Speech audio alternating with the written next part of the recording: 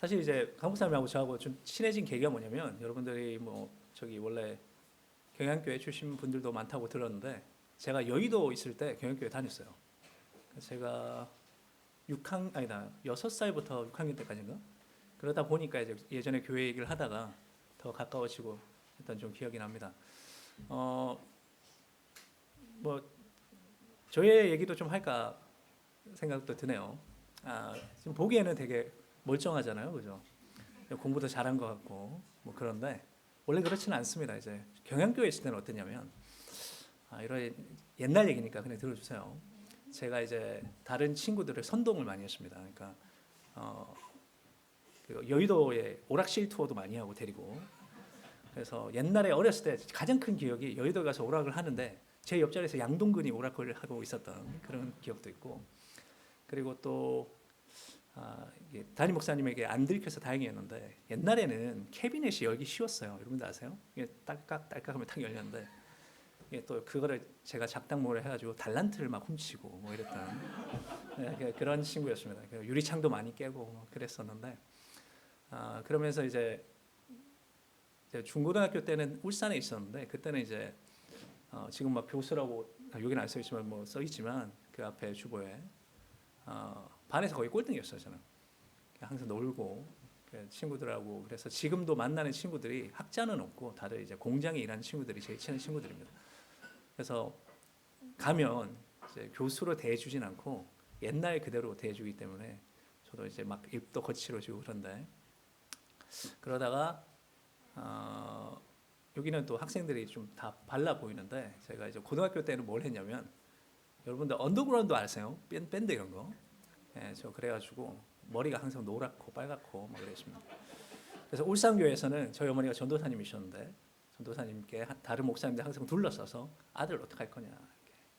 그럼 어머니가 항상 냅둬라 이렇게 해가지고 대학교도 제가 부산대학교도 이제 바로 간 게 아니고 편입한 거예요. 왜냐하면 고등학교 때도 이제 내신이 15등급제였어요. 저희는. 그럼 제가 내신이 15등급이었습니다. 제 이렇게 지금 어쩐지 모르겠는데 중간고사라는 게 치면 30분이 되면 나가게 해줬어요. 선생님이. 그럼 가장 먼저 나간 친구가 저랑 씨름부 이렇게 씨름부랑 둘이 나가서 맛있는 거 사 먹고 그리고 이제 주간 시간에 일단 비워놓고 다 찍고 이제 평균이 한 60점 이렇게 나오고 했는데 웃잖아요. 평균 60점 나올까요?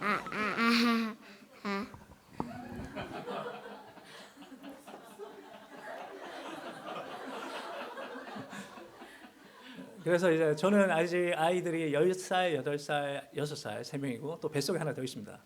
그래가지고 이제 4명 되는데 아이들에게 공부에 대해서는 일절 얘기하지 않을 생각입니다. 이제 제가 공부를 못했기 때문에. 그리고 대학교 때까지 음악을 계속했어요. 그래서 대학교 가서 자퇴하고 이제 음악을 계속할 생각이었는데 이제 기타 치는 친구랑 저랑 누구 음악으로 계속 할 거냐 이렇게 싸움이 나가지고 내가 작곡한 걸로 하자. 아니다 나다 이러고 싸움이 났어요. 그래가지고 해체를 하는 바람에 늦게 군대를 갔습니다. 군대를 갔더니 제 이름이 모세잖아요. 그러니까 이제 교회는 갔어요. 갔더니 장로님이 이제 투스탔어요. 별이죠. 너는 이름이 모세니까 네가 회장이라 해가지고 본의 아니게 회장을 하게 됐습니다. 그래서 교회를 열심히 섬기다 보니까 저희 어머니가 사실은 이제 목사가 되길 원하셨고 기도를 계속 하셨는데 어떻게 하셨냐면 제가 하는 걸 다 지지해 주셨습니다. 그래서 왜 제 친구들이 다 그렇게 했냐면 제 친구들 술 마시고 놀고 이러면 저희 집에 다 왔어요. 저희 어머니는 가출을 해도 집에 맞아줬고 항상 그렇게 해줘서 저는 어머니와는 트러블이 없었어요. 그래서 저는 가출을 해본 적은 없습니다. 친구들 다 가출하는데 왜냐하면 집 나가면 배고프니까 집에 오면 어머니가 밥 잘해주는데 제가 술 마시고 들어와도 어머니가 북엇국을 끓여주시고 뭐 이랬거든요.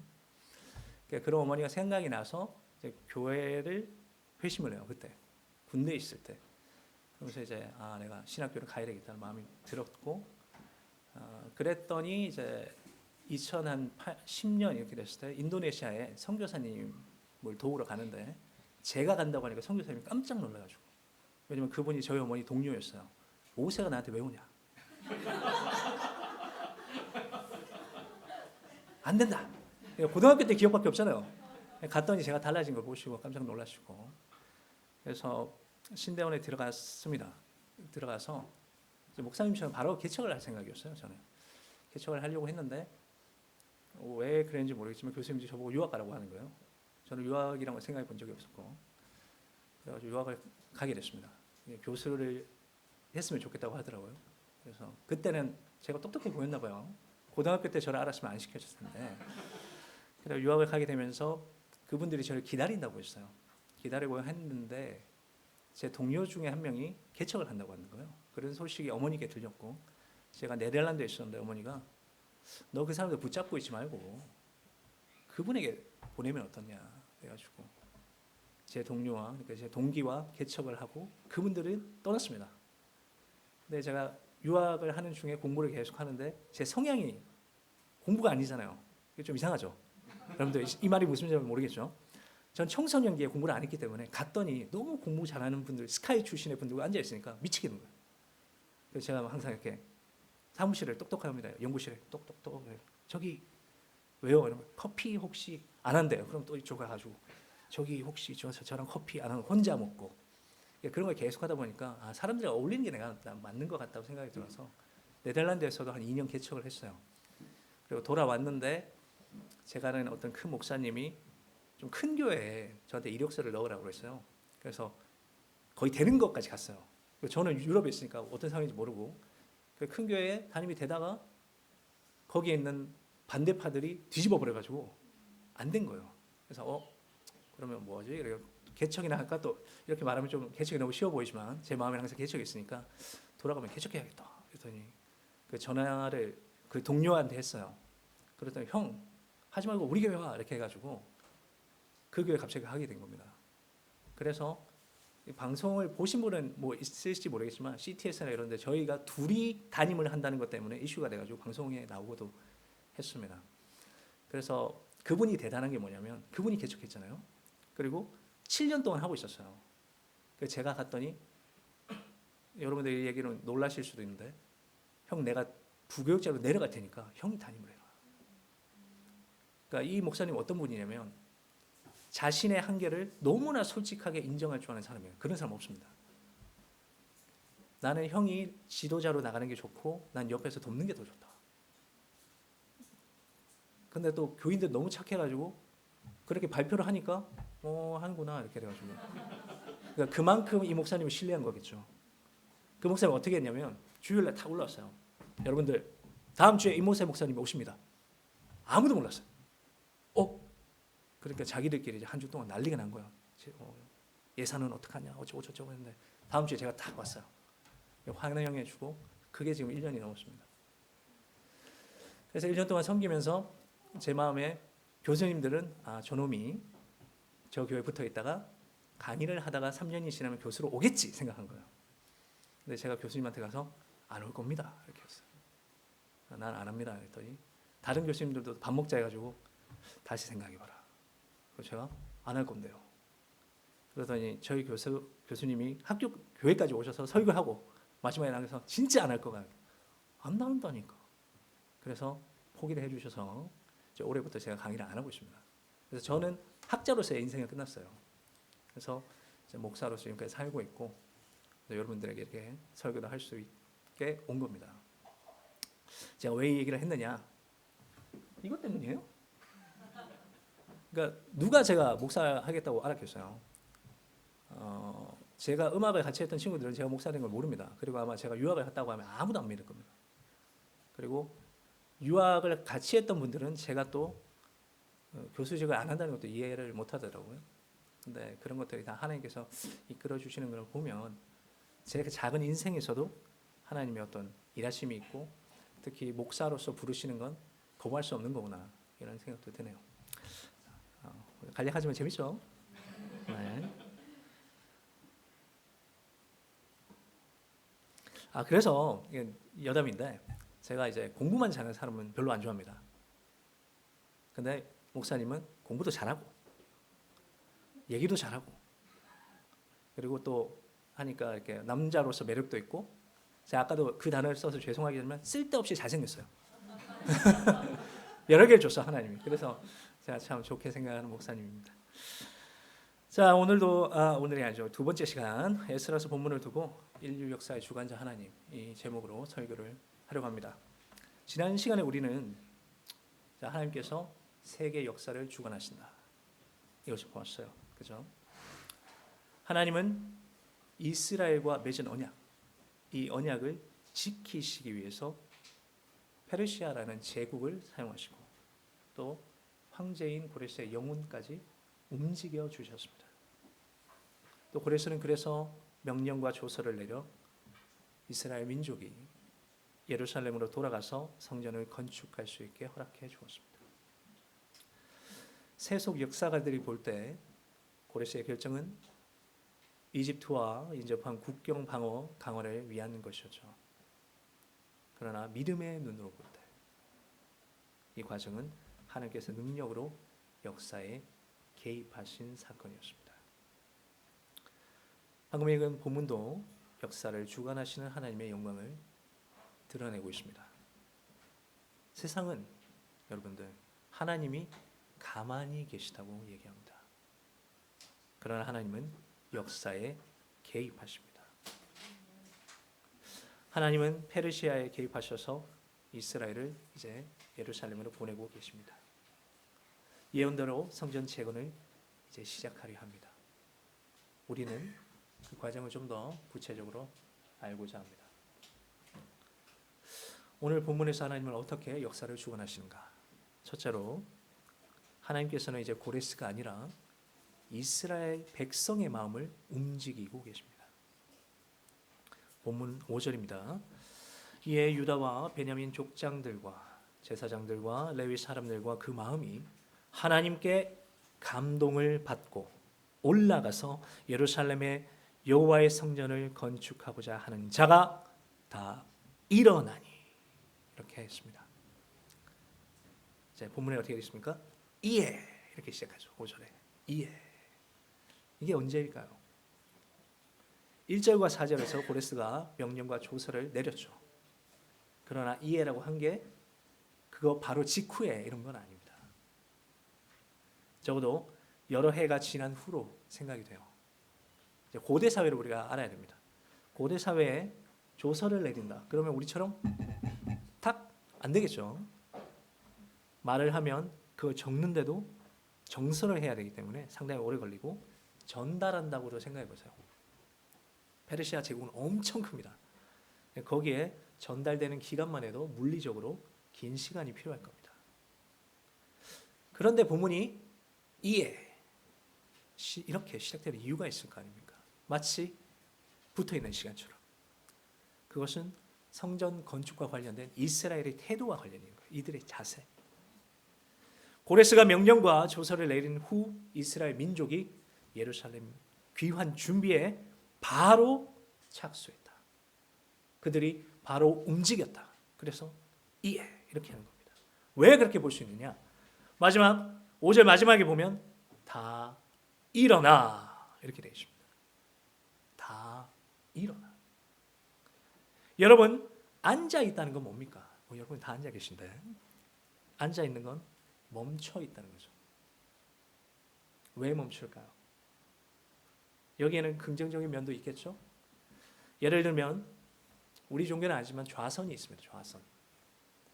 불교도는 명상하려고 안 씁니다.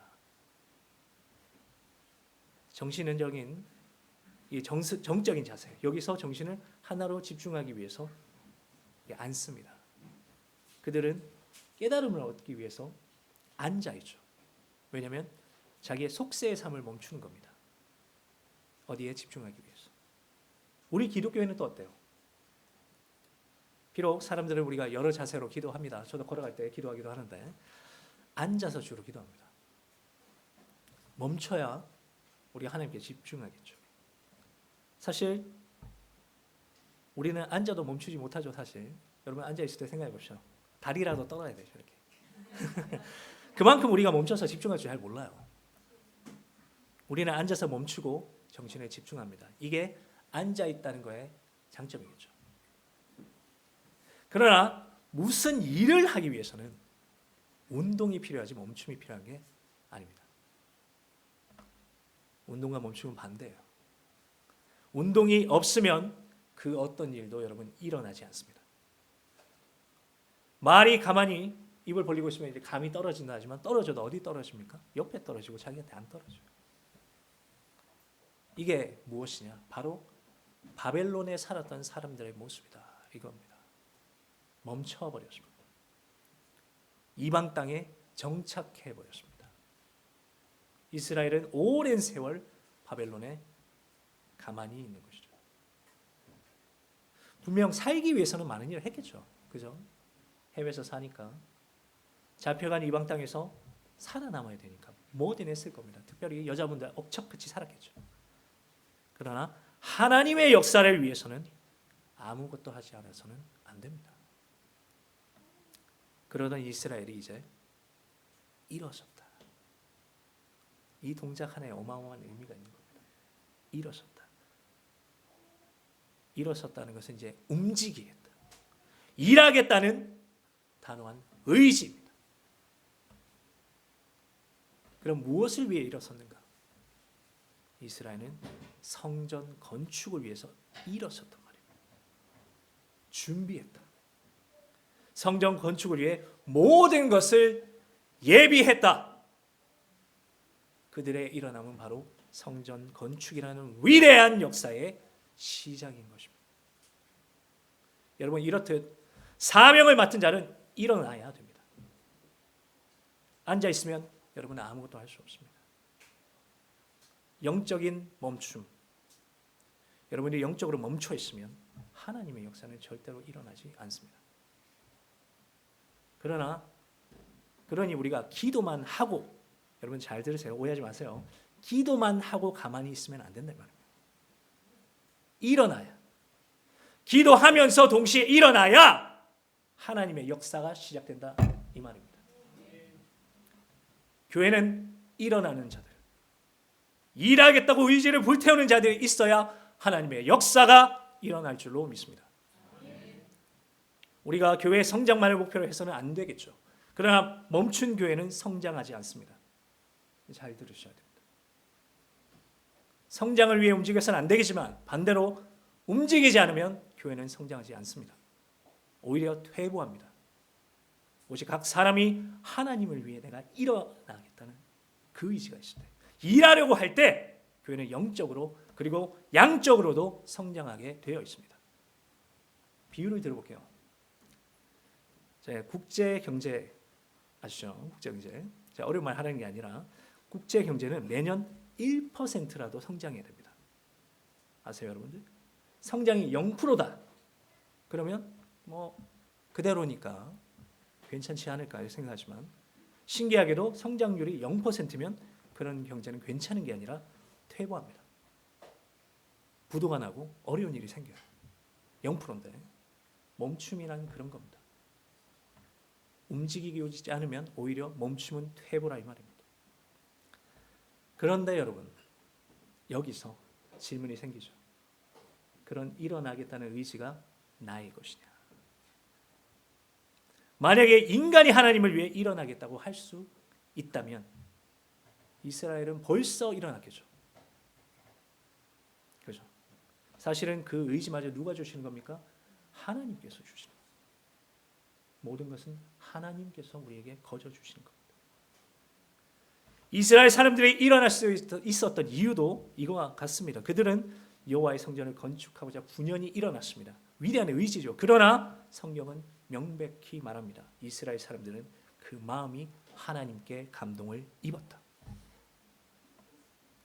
지난 설교에서 말한 것처럼 정확히 말하면 그들의 영혼을 움직여 주셨다. 멈춰 있는 그들의 영혼을 움직이셨다.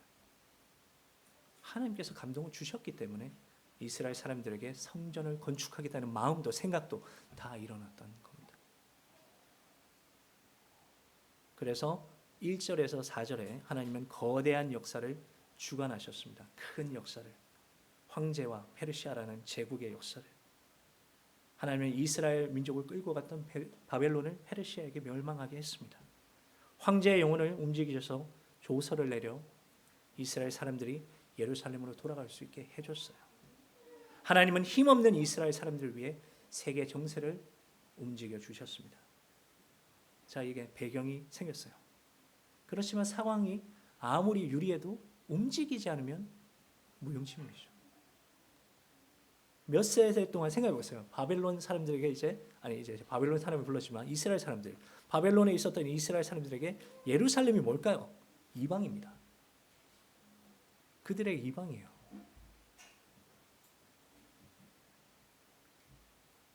제가 네덜란드에 살다가 잠시 기구를 했는데 제가 네덜란드에 적응해 버렸다. 어떻게 알았냐면 카드를 뭘 계산하려고 기계에다 카드를 꽂았는데 탁팍 나오는 거야. 너무 빨라가지고. 왜냐면 네덜란드는 기다려야 되고 뭐가 잘 안 되고 뭐 이렇단 말이에요. 그런 것처럼 조금만 살아도 다르네 이런 게 느껴지는데 지금 또 제가 유럽에 가면 다르다고 느끼겠죠. 근데 이들은 오랜 세월 몇 세대가 거기 살았는데 예루살렘을 알겠습니까? 뭐 우리는 인터넷이라도 보고 알지. 그들은 얘기만 들었지 땅을 본 적도 없을 겁니다. 그러니 이제 이스라엘 사람들이 예루살렘으로 간다는 건 고향이 아니라 미지의 땅으로 가는 겁니다. 전혀 모르는. 그리고 파괴된 곳이라고 하는데 바벨론이라 하면 마치 지금 가장 강대국인 어떤 미국에서 자기도 알지 못하는 나라로 돌아가는 거니까 얼마나 힘든 겁니까? 그러니 하나님께서 이스라엘 사람들의 마음을 움직이셨다 이 말입니다.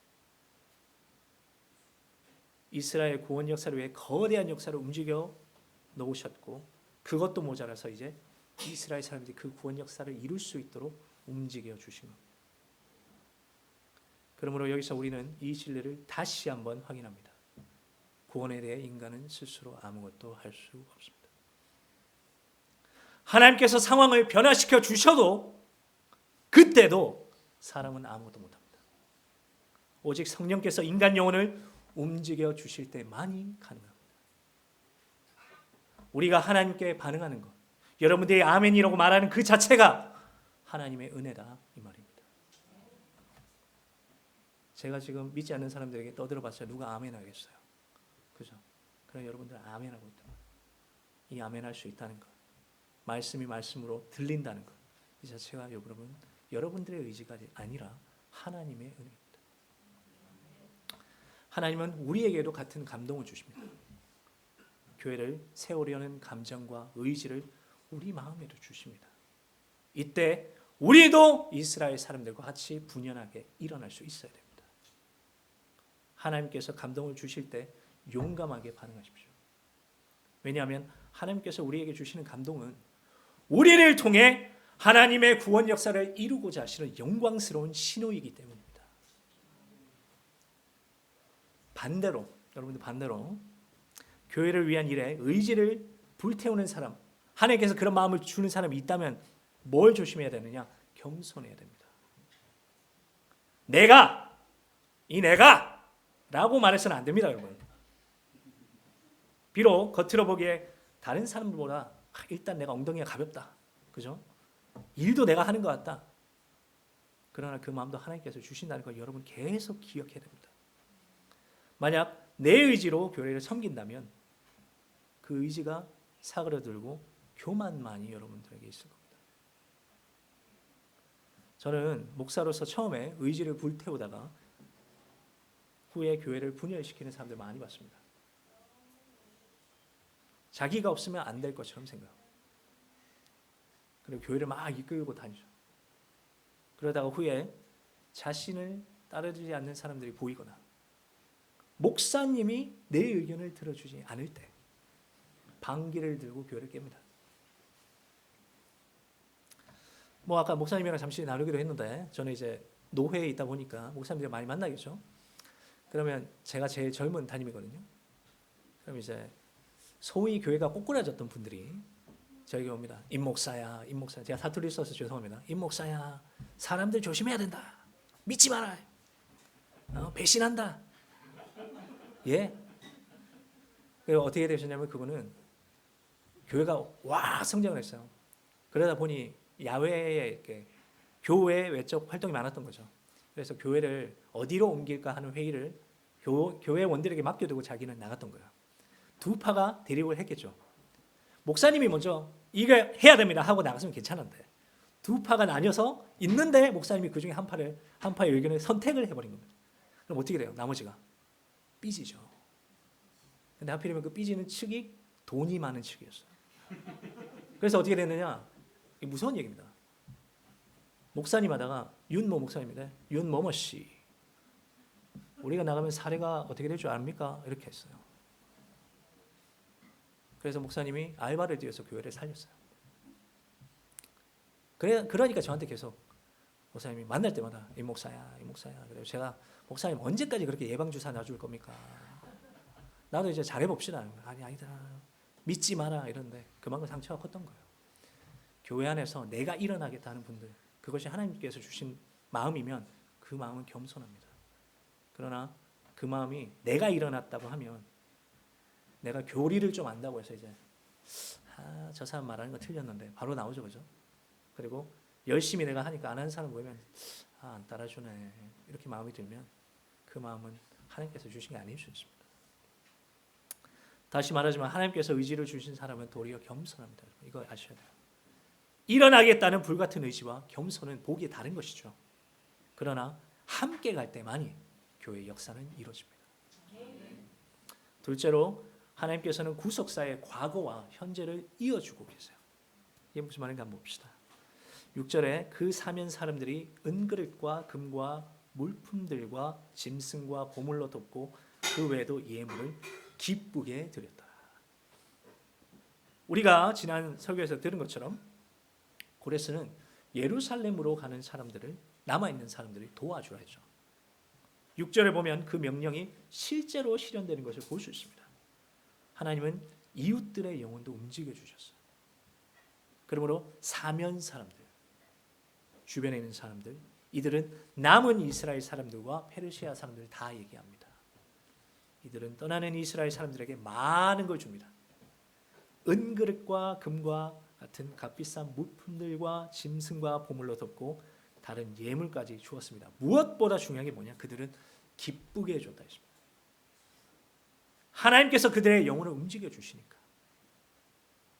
이 귀한 것들을 기쁘게 주었다. 그리고 하나님께서는 사람들을 사용하시기 전에 모든 것을 예비해 주셨던 거죠. 그중 가장 놀라운 일이 있습니다. 뭐냐면 하나님은 예루살렘 성전 그릇을 그대로 보존해 주고 계셨습니다. 이게 무슨 말이냐? 한번 봅시다. 본문 7절입니다. 고레스 왕이 또 여호와의 성전 그릇을 꺼내니 옛적에 느부갓네살이 예루살렘에서 옮겨다가 자기 신들의 신당에 두었던 것이라 하였더라. 7절의 배경은 이렇습니다. 느부갓네살, 바벨론의 느부갓네살이 이스라엘을, 정확히 말하면 유다 왕국을 멸망시킵니다. 그는 시위 대장과 군대를 예루살렘으로 보내죠. 그리고 성전과 왕궁을 불사르고 회파합니다. 그런데 재미나게도 성전의 모든 기물은 파괴하지 않고 쓸어갔어요. 열왕기하 25장은 어떤 기물을 가져갔는지 자세히 기록하고 있습니다. 제가 한번 읽어드릴게요. 길긴 한데 뭐뭐 가져갔나 한번 봅시다. 이제 왕하 25장이에요. 왕하 13절인데 13절부터인데 갈대아 사람이 또 여호와의 성전에 두 놋 기둥을 가져오고 받침들과 여호와의 성전의 놋바다를 깨뜨려 그 놋을 바벨론으로 가져가고 또 가마들과 부삽들과 부집게들과 숟가락들과 섬길 때에 쓰는 모든 놋그릇을 다 가져갔습니다. 시위대장이 또 불 옮기는 그릇들과 주발들, 곧 금으로 만든 것이나 은으로 만든 것이나 모두 가져갔으며 또 솔로몬이 여호와의 성전을 위하여 만든 두 기둥과 한 바다와 받침들을 가져갔는데 이 모든 기구의 논무게를 헤아릴 수 없었으니 그 한 기둥은 높이가 18규빗이요 그 꼭대기에 논머리가 있어 높이가 3규빗이요 그 머리에 둘린 그물과 석류가 다 놋이라 다른 기둥의 장식과 그물도 이와 같았더라. 느부갓네살이 이걸 다 가져갔단 말이에요. 싹 쓸어갔어요. 근데 사실 유럽 사람들이 그렇게 했습니다, 여러분들 아세요? 유럽에 제가 있었다고 자랑하는 게 아니고 가보니까 자기 나라 것만 아닌 게 박물관에 다 있어요. 그죠? 심지어 저는 가보진 못했는데 신대원에 그 구약학 교수님이라고 김성수 교수님 계십니다. 그분 네덜란드에 오셨다가 독일로 가셨어요. 독일에 가면 바벨론 문, 벽이랑 문을 그대로 갖고 와서 박아놨어요. 그러니까 그렇게 한 거죠. 느부갓네살이 다 갖고 온 거죠. 이것이 단순히 귀에서 가져갔느냐, 그게 아닙니다. 아주 정치적이고 종교적인 이유가 있었어요. 바벨론은 오전에 제가 언급했는데 마르둑이라는 신의 섬이었습니다. 느부갓네살은 여호와 하나님에 대한 마르둑의 승리를 보여주려고 성전 기물을 바벨론 신전에 탁 둔 거죠. 하나님을 섬기기 위해 사용된 신전의 성전의 기물이 마르둑의 위대함을 보이기 위해서 이제 전시물이 된 겁니다. 그러나 느부갓네살은 자신의 결정이 하나님의 뜻임을 알지 못했습니다. 예루살렘 성전 파괴는 바벨론의 승리가 절대 아닙니다. 하나님의 심판이었습니다. 이로써 이스라엘 역사는 끝이 났냐? 그게 아니었다 이 말이죠. 하나님은 선지자를 통해서 어떻게 했습니까? 성전 재건이 있을 것이다. 70년 후에 너희가 돌아갈 것이다. 분명히 얘기해 줬어요. 그러므로 놀라운 일은 비록 예루살렘 성전은 없어졌지만 과거 성전에 사용한 기물들은 그대로 있었다 이 말입니다. 이것은 구속사에 대한 놀라운 점을 얘기해 줍니다. 언약 백성인 이스라엘의 구원 역사가 단 한 번도 끊어진 적이 없다는 것을 얘기해 주고 있습니다. 유다 왕국의 멸망에도 예루살렘 성전의 파괴에도 불구하고 과거 성전에 사용됐던 기물은 그대로 남아 있습니다. 솔로몬 때부터 이스라엘 민족의 손이 닿은 그 그릇들, 레위인들이 하나님의 제사를 지낼 때 소중히 받들었던 그릇들, 바로 하나님께서 당신의 영광을 두려고 만드신 모든 것이 지금 보십시오. 예루살렘 사람들의 손에 담겨서 다시 돌아가는 겁니다. 얼마나 이들에게 감동적인 순간이 되겠습니까? 비록 그들은 예루살렘을 모르지만 자신의 선조들이 하나님을 위해 사용했던 것들을 품고 예루살렘으로 돌아가고 있습니다. 우리가 유물을 발굴하고 소중히 다루며 연구하는 이유가 여기에 있지 않습니까? 그것은 유물은 우리의 역사이자 정체성이기 때문입니다. 비록 과거 조상들이 죽었지만 유물에 남아있는 그들의 숨결을 우리에게 전해줘요. 우리는 유물로부터 과거를 봅니다. 그리고 유물에서 지금 왜 우리가 지금의 우리인가를 발견하게 돼요. 그렇게 우리는 유물을 통해 조상들과 나도 모르게 하나가 되는 겁니다. 보이지 않게. 몇천 년 전에 고조선에서 살던 조상들로부터 현세의 우리가 모두 고조선인이자 한민족, 하나민족 말고 한민족입니다. 참고로 제가 이 한자를 짜서 둘째 이름을 임한이라고 지었습니다.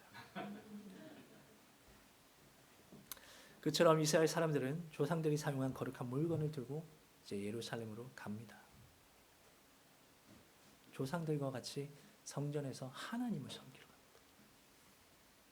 많은 세월이 흘렀지만 비록 고레스 시대의 이스라엘 사람들이 예루살렘을 본 적은 없지만 그들은 조상과 같이 언약의 하나님께 나아가는 언약의 백성입니다. 이 위대하고 놀라운 역사가 예루살렘 성전의 기물에 그대로 남아서 이걸 들고 있는 그들과 과거의 선조들과 하나로 이어주고 있는 것. 바로 이것이 하나님께서 역사를 주관하신 결과입니다. 느부갓네살이 성전과 왕궁을 파괴하고 성전 기물을 그대로 들고 왔을 때 이것이 그대로 남아있을 때 누가 알았겠습니까? 그는 자신의 위대함, 마르둑의 위대함을 보이려고 전시했지만 그게 이 성전 기물을 보호하는 역할이 될 줄 누가 알았겠습니까? 그리고 또 페르시아가 바벨론을 점령했을 때 성전 기물이 또 파괴되지 않을지 누가 알았겠습니까? 이 모든 과정은 하나님께서 70년 뒤 이스라엘 민족이 예루살렘으로 돌아와 성전을 건축하도록 정하셨기 때문입니다. 그러니 여러분, 세상 역사는 하나님의 뜻에 따라 흘러갑니다. 인간의 계획은 실현되지 않으면 물거품이 됩니다. 그러나 하나님의 뜻은, 하나님의 예언은 계획임과 동시에 실현 그 자체다 이 말입니다. 그러므로 하나님께서 우리의 인생에서 우리의 눈에 보이는 사소한 부분까지 설마 하나님이 이것까지 해주겠나? 이런 의심은 여러분 버리십시오. 하나님은 당신의 구원 역사를 위해 모든 부분, 여러분들이 느끼지 못하는 모든 부분을 보시고 거기에 개입하십니다. 그러니 오늘 본문 나머지 부분을 보면 바벨론 신전에서 꺼낸 성전 귀한 그릇들이 그렇게 많은 겁니다. 다 지켜졌으니까. 싹 쓸어갔는데 그대로 다시 가는. 그렇죠? 어떻게 보면 바벨론은 하나의 은행 같아요. 그죠? 그대로 이렇게.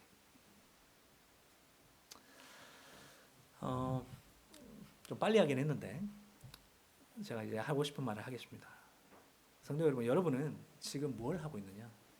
여러분도 똑같이 교회를 건축하고 있습니다. 오직 은혜 교회를 건축하고 있습니다. 이 건축은 교회당 자체를 얘기한 게 아니에요. 예수 그리스도의 몸된 교회, 바로 우리 자신을 세우고 있다. 누가요? 여러분들이. 에베소서의 말씀처럼 우리는 사랑 안에서 서로 연결되어 머리 대신 그리스도까지 자라는 것, 그에게까지 자라는 것, 그것이 바로 교회의 건축입니다. 이 위대한 일은 하나님의 구원 역사의 한 부분입니다. 여러분들 오직 은혜의 교회 역사를 한번 생각해 보십시오. 하나님께서 담임 목사님께 개척의 의지를 심어주셨어요. 똑같이 목사님의 마음을 움직인 겁니다. 그리고 이 교회당을 준비해 주시지 않았다면 어쩌면 사람 일 모르는 겁니다. 여러분들 지금까지 교회당 찾느라 고생했을 수도 있는 겁니다. 그러나 하나님 어떻게 하셨습니까? 이 교회당을 여러분께 주셨어요. 새로운 사람들을 보내주시지 않았다면 교회가 활기를 잃고 사그라들었을 수도 있는 겁니다. 장로와 집사를 세운 것도 하나님의 뜻이요. 규모를 볼 때 작아 보이지만 이 작은 교회가 코로나를 견뎌낸 것도 하나님의 뜻입니다. 또 교단 탈퇴와 교단 가입이라는 어려운 과정도 순적히 하나님께서 해주신 것 아니겠습니까? 그러니 여러분이 지금 이 자리에 있습니다. 하나님께서 페르시아 역사를 주관하셔서 이스라엘의 귀환과 성전 건축을 예비하셨듯이 하나님은 이 교회를 위해, 여러분들 이 교회를 위해 역사를 움직이고 계십니다. 제가 왜 규모 얘기를 하느냐? 여러분들이나 우리 교회나 비슷하니까 마음 놓고 얘기하는 겁니다. 제가 교회가 크다 그런 말하면 상처받아요. 그러나 여러분들이나 저희나 속된 말로 또이또이하기 때문에, 그러니 규모만 볼 때는 작아 보이는 이 교회를, 여러분들 이 교회 하나를 위해서, 여러분들 한 명 한 명을 위해서 역사라는 커다란 무대와 사람들을 움직이신 하나님, 그걸 생각해보세요. 내가 작게 여기시거나 교회가 큰 교회들이 많아도 우리 교회를 위해서 그 모든 것들을 하나님께서 움직여 주신다. 얼마나 그의 긍휼이 크고 사랑이 큰 겁니까? 그러나 단순히 환경만 바꿔주신 게 아니잖아요. 여러분들의 마음도 움직여 주십니다. 하나님은 먼저 교회의 리더들에게 감동을 주십니다. 이들은 하나님께서 먼저 감동을 주셨고 남들보다 앞서서 교회 건축에 진력하고 있습니다. 그런데 만약 다른 분들 중에 누군가 하나님께서 감동을 주신다면 여러분들도 똑같이 반응하고 일어날 줄 알아야 됩니다. 맡기시는 사명을 위해 준비하십시오. 잘 들으십시오. 이는 감히 죄인인 인간이 하나님의 구원 역사에 동참하는 위대한 일이다 이 말입니다. 자부심을 느낄 만한, 여러분들이 한 명 한 명이 자부심을 느낄 만한 위대한 역사적 사건입니다. 어떤 사람은 장로로, 어떤 사람은 권사로, 어떤 사람은 집사로, 어떤 사람은 각 부장의 장으로, 어떤 사람은 어린아이들의 선생으로 하나님께서 여러분들 쓰시고자 하면 일어나십시오. 그리고 특정 직무를 맡지 않은 분들, 리더들을 도울 준비를 하십시오. 페르시아 땅의 남은 자들이 가는 사람들을 도왔듯이 여러분들은 기쁨으로 리더들을 도울 줄 알아야 됩니다. 그리고 그 그 기쁨 또한, 감동 또한 여러분들에게 하나님께서 분명히 주실 겁니다. 교회를 위해 책임을 지고 섬기는 사람들을 돕고자 하는 마음을 여러분들 줄 때, 여러분들 그것에도 반응하십시오. 여러분들 알아서 하겠지. 이거 죄입니다. 그들이 일할 수 있게 도우십시오. 특정인이 아니라 성도들 모두가 교회를 세우는데 책임이 있는 겁니다. 여러분들, 그리고 오직 은혜 교회를 세우는 것은 이 교회만을 위한 게 아님을 기억하십시오. 우리는 태초부터 지금까지 전 인류의 역사를 주관하시고 구원을 이루시는 하나님의 역사에 이 교회가 사용되고 있는 겁니다. 그리고 이 일은 그리스도께서 오실 날까지 계속될 겁니다. 언젠가 그리스도께서 오신다면 당신의 몸된 교회를 세웠다고 여러분들 칭찬해 주실 겁니다. 그리고 우리의 일조차 우리가 아닌 세계 역사를 주관하시는 하나님께서 이루어 주실 겁니다. 역사를 주관하시는 하나님을 의지하고 교회를 건축하는 일에 적극 동참하십시오. 그러면 주께서 여러분들에게 상을 주실 겁니다. 하나님의 역사에 참여하는 모두가 되기를 주의 이름으로 축원합니다. 아멘.